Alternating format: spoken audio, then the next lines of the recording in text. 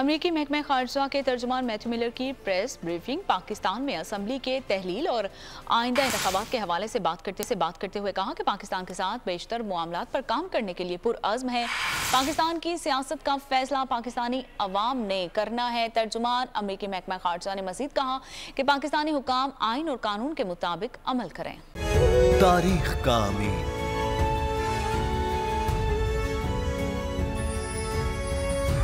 आजादी की अलामत,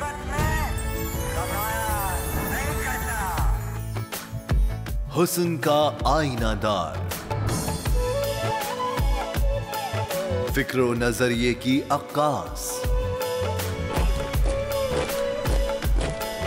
सरफराजी का गवाह, यानी हम सबका निगहबान पाकिस्तान।